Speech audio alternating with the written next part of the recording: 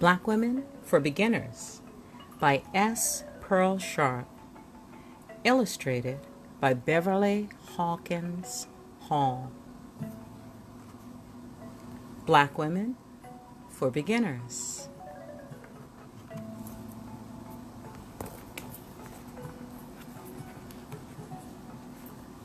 Witches, wives, and warriors. I will, and all that is or ever shall be is but reverberations and repercussions of that first almighty thunderclap. I will. It is both a declaration and a command. It affirms dominion. Take a moment and whisper it to yourself. I will.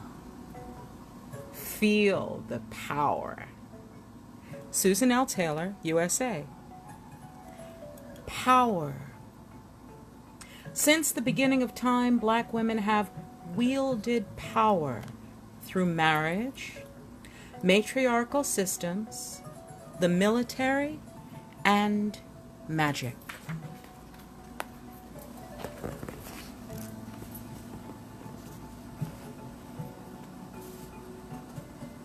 Magic, the ancestors' definition, a management of forces causing change to occur in conformity with will. Magic, others' definition, to compel the cooperation of other people, deity, or nature in enterprises of self, known as white magic when ethical and as black magic when amoral. Mark Edmund Jones, Occult Philosophy. There they go again. Curse them. Black women receive, as a birthday present from their ancestors, the gift of extraordinary powers. Some call it magic, some call it sight. Many choose to ignore the power. Others have no choice. A Sudanese sister, Zora, was taken to Yugoslavia in the late 1870s, where she told the future from the muscles of her right arm. She lived to be 126. Her descendants still sing of her glory today. In what is now Zimbabwe, the incarnated medium Nihanda used the spiritual powers to guide the Shona people in resisting British invaders. For more than 70 years, a sensuous New Orleans hairdresser, Marie Laveau, was damned for working evil. Would you like to have your husband's mistress disappear? And praised for working miracles. One writer described her as our last great witch. It's said that the great Harriet Tubman had the gift and used it to guide herself and other slaves to freedom. Writer and folklorist Zora Neale Hurston was one of those with the gift, but she didn't want it. As a young girl, she had a vision of her entire life. It was not a pretty picture. I was weighted down with a power I didn't want. I had knowledge before its time. I knew that I would be an orphan and homeless, that a shotgun-built house held torture for me, but I must go. I saw a deep love betrayed as I must feel and know it. Oh, how I cried to be just as everybody else. Time was to prove the truth of my visions, for one by one they came to pass. It is one of the blessings of this world that few people see visions and dream dreams. Zora Neale Hurston, Dust Tracks on the Road, USA. Zora Neale Hurston, most prolific black woman author of the Harlem Renaissance.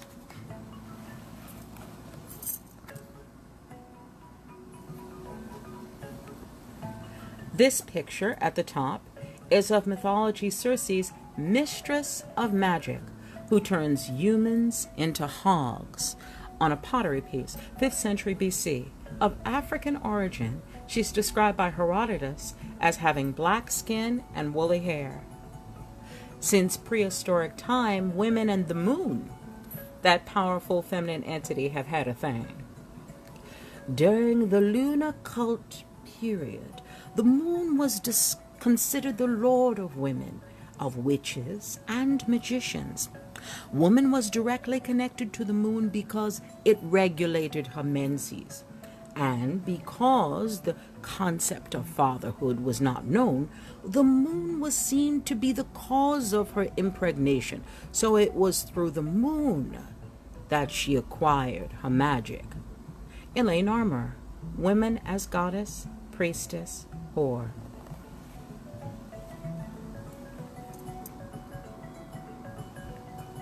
And here lately I've learned to love again, and the warmth and sweetness of it all makes my moon glow full, woman, and I feel alright. Bernice Johnson Regan, USA. In ancient times, magic was not entertainment.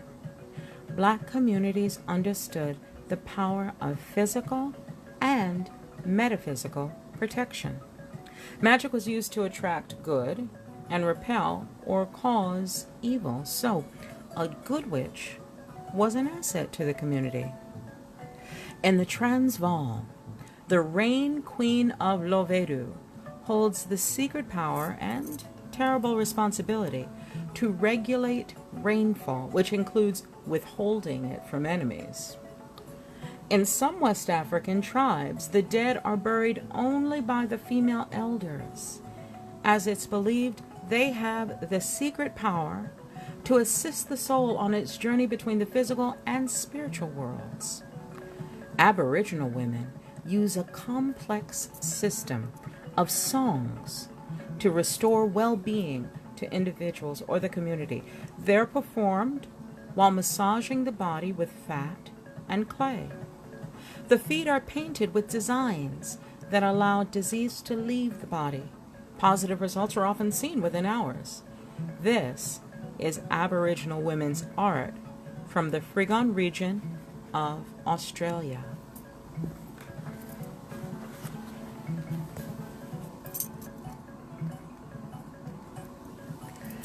This magic is based on the ideas that, well, one, all things of nature hold life and can therefore be used for good or evil. 2, there's an active relationship between the living, the dead, and the unborn. 3, human ability only succeeds in conjunction with spiritual power. And 4, body, mind, and spirit are one and must be dealt with accordingly. Listen more often to things than to beings. 'Tis the ancestors' breath. If the fire's voice is heard, 'tis the ancestors' breath. Hear the voice of the water. Ah, shh. Virago Diop, Senegal.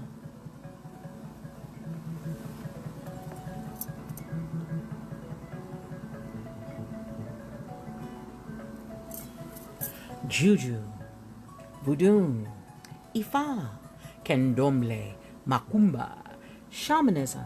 Incorporating these ideas all have female priests. Their magic is a way of life. That's why they keep the Witch Magician's Toolbox.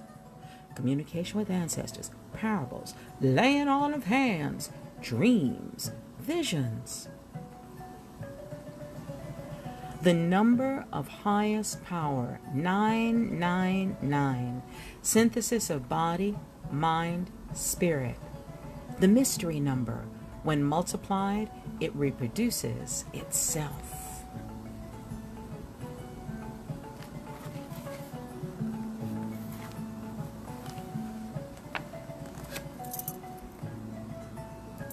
Her results? Heal your body, cure the crazies, sass up your sex life, raise social status, deter enemies, remove unwanted folks, see danger, find money, please, increase fertility, balance fear, and dispel others' curses against you. She is a witch, wisdom, and warrior. Mess with her, and you got a problem. Can you stop war? Maybe. Well, can you improve television? Give me a break. To enhance psychic power, make a tea of raspberry leaves. Take daily during menses. To catch a lover, tape his picture behind your mirror. To prevent conception, brew some bloodroot bark, add red pepper and a teaspoon of gunpowder. Drink a little at each new moon. She knew the wonderful simples for ailments of body and soul, and bound up both in earthly ointments. We hung asafoetida bags around our necks when there were epidemics in town, ate sulfur and cream of tartar each spring, stayed away from graveyards after dark as she taught us to do, and following her precepts we prospered, as did her own children. Lillian Smith, Killers of the Dream, 1949. Don't look for her power in the eyes or the thighs. Look in her hair. There are secrets birthing there. The black woman has an exclusive on some works. Her power is in the sacred secretness of her knowledge. It's called The Black Woman's Secrets.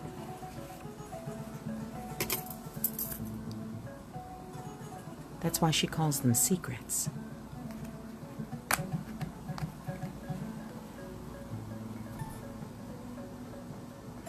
There's always somebody standing around feeling threatened by this sort of power, naturally.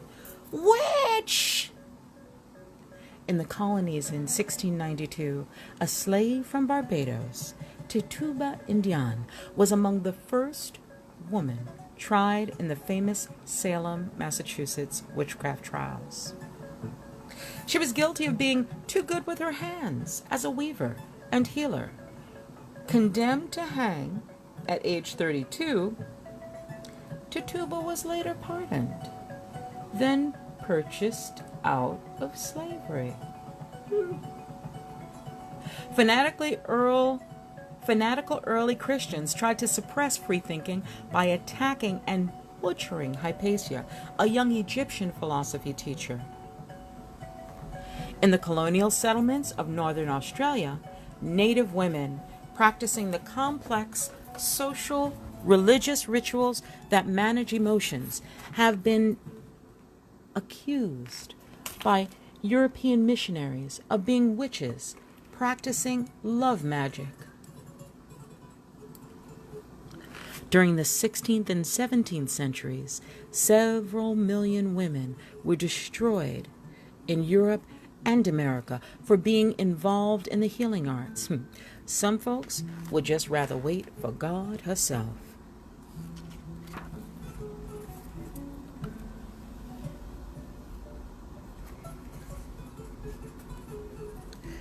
If you take for a wife a good time woman who is, and this starts our chapter on wives.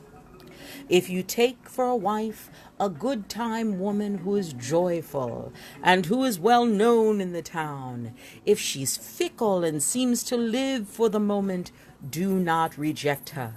Let her eat. The joyful person brings happiness. Ptah-hotep, around 25,000 BC, Egypt. Wives are sometimes mistaken for, and in a lesser sense of the word, witches. Even when they're not witches, black wives are likely to show up where you least expect them.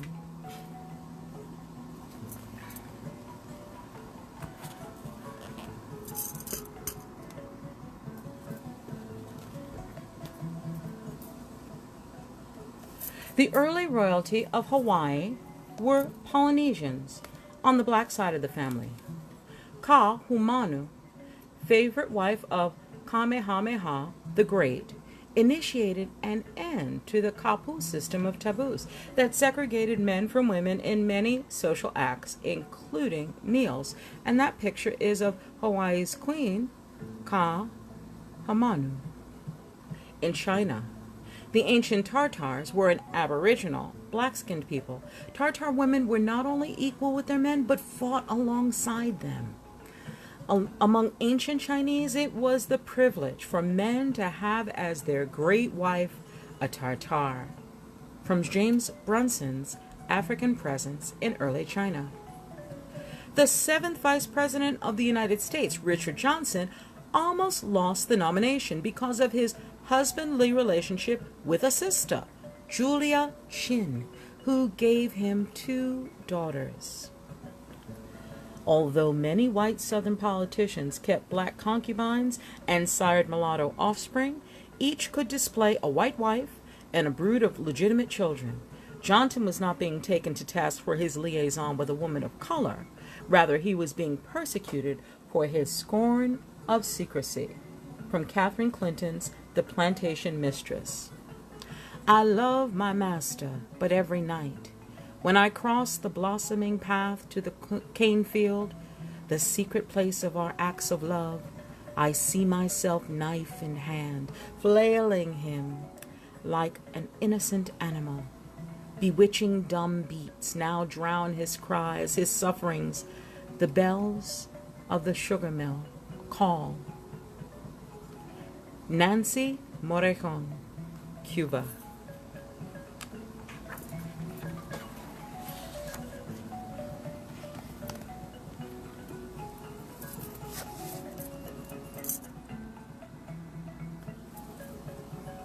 When sister wives have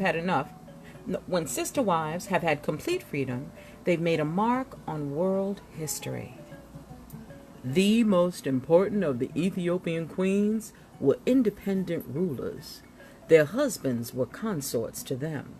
These queens, 1000 BC to 1000 AD, ran the civil administration, led armies against military foes, promoted long-distance commerce and diplomatic relations, and engaged in massive building programs.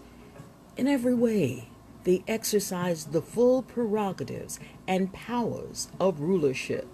Larry Williams and Charles Finch, The Great Queens of Ethiopia. This is a picture of Ethiopian Queen Amenirdas, 25th century, late 8th century BC. Consort, spouse or partner of a reigning king or queen. The top picture is of Amy Jacques Garvey, second wife of black nationalist Marcus Garvey. Editing and publishing her late husband's writings has helped keep his legacy and teachings alive. The next picture is Nelson and Winnie Mandela. She carried on his work against South Africa's apartheid system while he was imprisoned for 28 years, and she was imprisoned intermittently. They had only 2 full years together during their 32 years of marriage. I am a living symbol of the white man's fear. Winnie Mandela, part of my soul, went with him. South Africa. Bottom picture is of Josina Machel. Josina and Samora Machel met when both were leaders in Mozambique's armed struggle against the Portuguese and married in 1969. He became independent Mozambique's first president.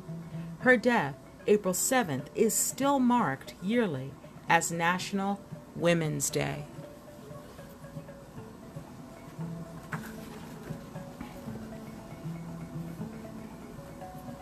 Three of history's most fascinating wives are Amos, Nefertiti, Taye, and her daughter-in-law Nefertiti, all queens of Egypt's 18th dynasty.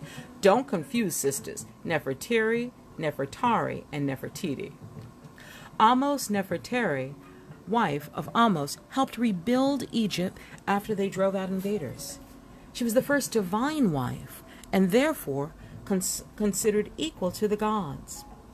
The Nubian beauty Taye was 13 when she entered an arranged political marriage with Egyptian pharaoh Amenhotep III. The most praised, the Lady of Grace, sweet in her love, who fills the palace with her beauty. Amenhotep and the miracles.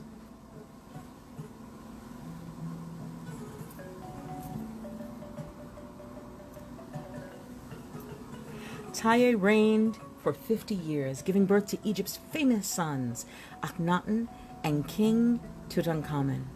She had her own library, strongly influenced her husband, and handled foreign affairs after he died. Most believe her relationship saved the Nubians from total submission to Egypt. Funerary sculpture for the royal couple. Taye's size in this sculpture, in the picture, is relative to Amenhotep's, and it indicates her equal status. Nefertiti and her husband Akhenaten, Amenhotep IV, created 6 daughters and introduced stunning changes in Egyptian religion and culture. He built monuments in her honor. After his death, Nefertiti fought rebellious priests to maintain her husband's reforms. And the bottom is a picture of Nefertiti and Akhenaten from 1300s BC.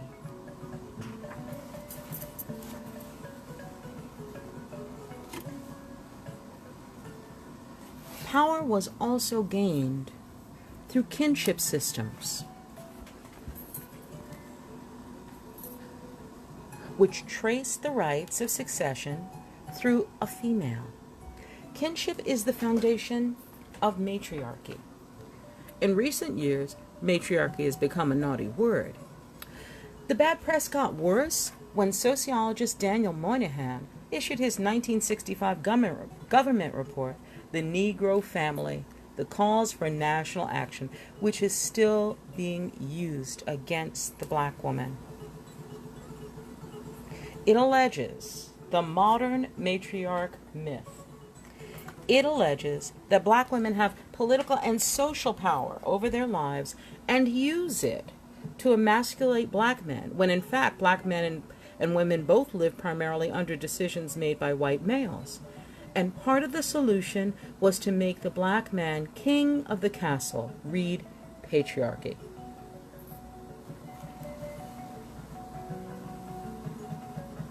Sisters responded. The white middle-class patriarchal norm, they said, had already proved itself decadent, incestuous, suicidal, and clocking the most hours on the psychiatrist's couch. Even their therapists are in therapy. Therefore, let the record show that matriarchy has existed for at least 7,000 years. Neither anti-male nor pro-female. It's a system of organization that allows for orderly succession of power and continuity within the community. The original matriarchal systems provided women with certain social and economic security. So, what's wrong with being a matriarch? Nothing.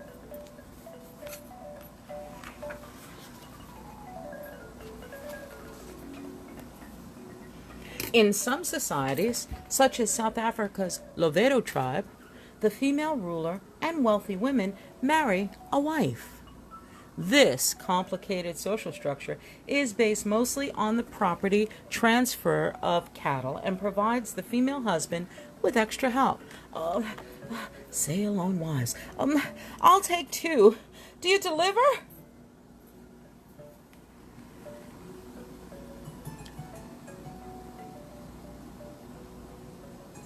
Warriors.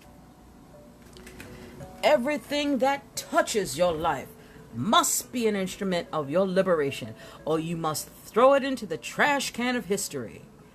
John Henrik Clark, USA. Black women have a heavy warrior tradition. Greece and Rome took control of Egypt. then went after Kush, ancient Ethiopia. Amani Renas, one of the Black Candace queens, responded by attacking their Egyptian cities. Augustus Caesar withdrew, possibly because Amani Renas controlled much of Africa's trade in luxury goods. Queen Kahina, a Hebrew, resisted the new Islam religion in the 7th century. In what is now Tunisia, her armies forced the Arabs to retreat. But divining that her people would eventually fall under Arab rule, she scorched the earth so the conquerors would not prosper from it. One sister didn't wait to be attacked. The Ethiopian Queen Judith, a Falasha Jew and still black, and military leader, was death on Christianity and initiated a war against it. She won and ruled Abyssinia for 40 years. Being a warrior woman was not without sacrifice.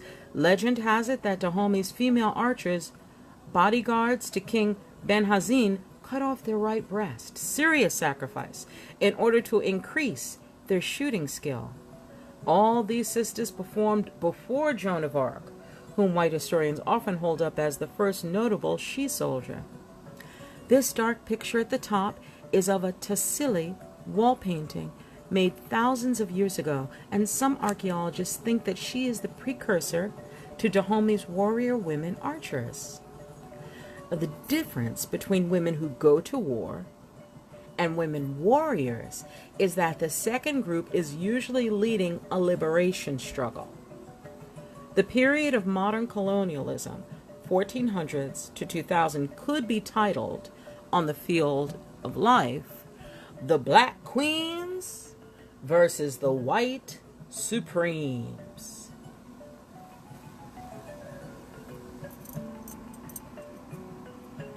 Queens versus Supremes. What was the prize? Land, mineral resources, and human labor. We own the ball. Zinga, Nihanda, Sarunia, Kaikpiri, Ya Santua, Nani, Walawa, Zephyrina. Yeah, but we're about to snatch the field. Portugal, Britain, Germany, France, Belgium.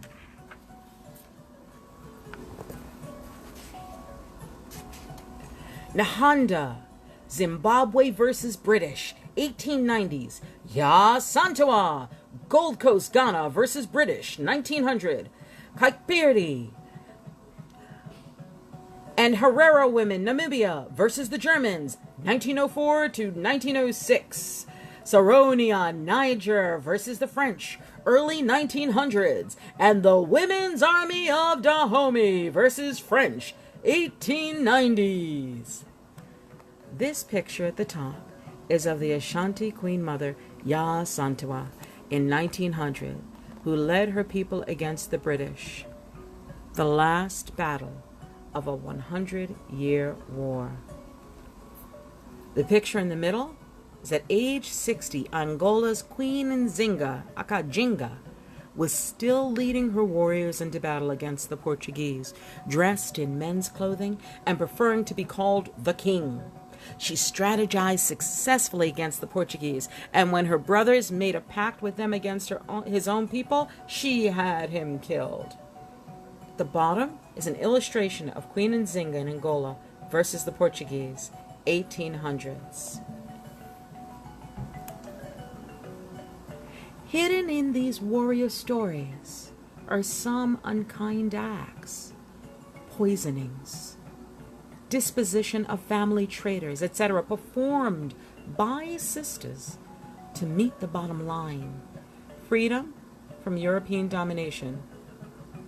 The rebel woman who with pin picked the soft mold of our own child's head, sending the little newborn soul winging its way back to Africa. Free. Grace Nichols, Guyana. These are just the daintier acts of war. The rest is on the evening news. As colonialism and slavery spread, more black women led liberation movements. Now you have touched the women, you have struck a rock, you have dislodged a boulder, you will be crushed. South African Women's Anti-Passbook Campaign Song, 1956.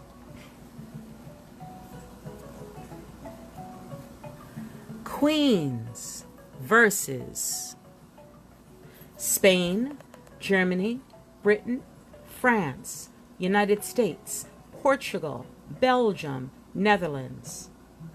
Anna de Bengal, Mauritius versus the Dutch, 1600s. Nani, Jamaica versus the Spanish, 1600s. Mama Panza, Suriname versus the Dutch, 1800s. Wallowa, Tasmania versus the British, 1830. Harriet Tubman, United States versus the United States, 1800s.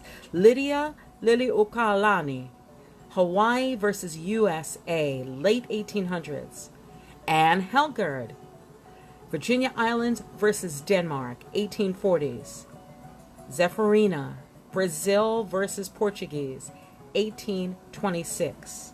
Below is a picture of Lydia Liliuokalani.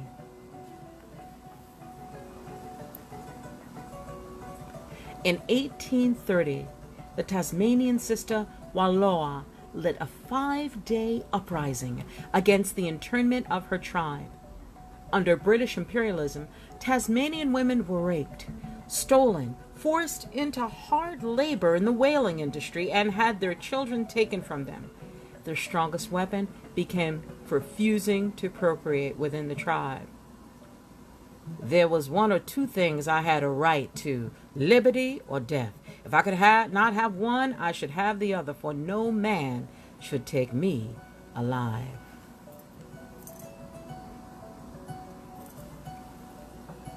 Harriet Ross Tubman, 1823 to 1913, USA, pulled a gun on her own husband during a slave escape.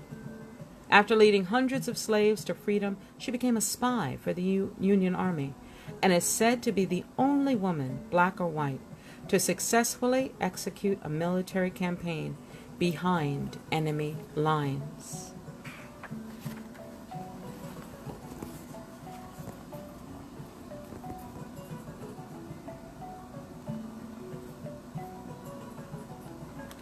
Hundreds of captured Africans brought to Suriname escaped into the interior bush. Oral histories praise Mama Panza, who braided rice seeds in her hair before escaping so her people could plant them and survive.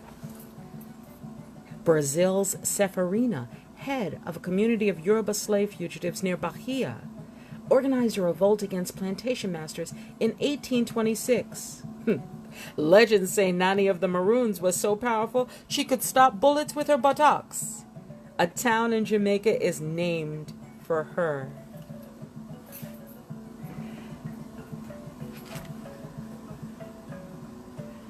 While today, while some of the sisterhood battles for upward mobility, tenure, travel, and a good manicurist, the other half is fighting for breath itself.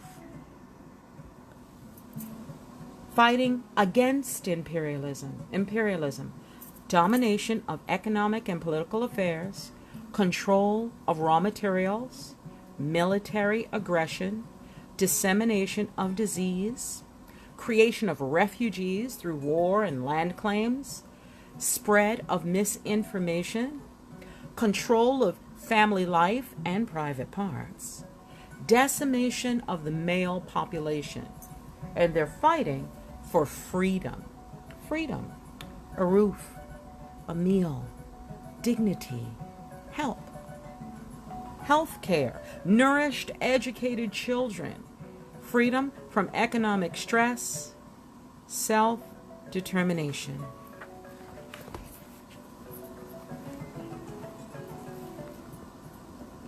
Swapo women commanders in the field during Namibia's revolutionary struggle against South Africa. Early 1980s Zimbabwe freedom fighters trained in Mozambique fight in South Africa. Their front line has real bullets. These sister soldiers can't leave their woman thing at home. Without adequate supplies, they often use grass and leaves during their menses. Some choose modern birth control over tribal tradition in order to stay active in the war. Others leave their newborns in a Liberation Army nursery or creche and return to the front lines. Their objective is freedom first. I've not come to tell you you are lovely, that you are beautiful. I do believe, but that is not what it is all about. The matter is that they wish you were dead. Nicholas Whelan to Angelo Davis in Cuba. Sharpsville, 1969, 76 persons dead. When you've emptied our calabashes into your porcelain bowls overflowing. Soweto, 1976, 700 persons dead. The surplus spilling and seeping into foreign soil. Birmingham, 1963, 4 black girls dead. When you have cleaved the heads of our young and engraved upon the soft papyrus there. Grenada, 1983, 200 plus persons dead. An erasure of our past. Panama, 1989, 21 mental patients bombed. We will rebuild. We will choose our most knowing, most eloquent old women to spit in the mouths of the newborn babies so that they will remember. So that if you come again in another time with your trinkets and arms with porcelain bowls and scriptures, they will say, "We know you." Ayamide Hazley, Britain. And that closes our chapter for this evening. Get ready to come back next week when we will be reading about the movers and shakers. Black women are something else, aren't they? I'll tell you why I did all these things. It's very simple. I did all these things because they needed to be done. See you next week in our next chapter of Black Women for Beginners.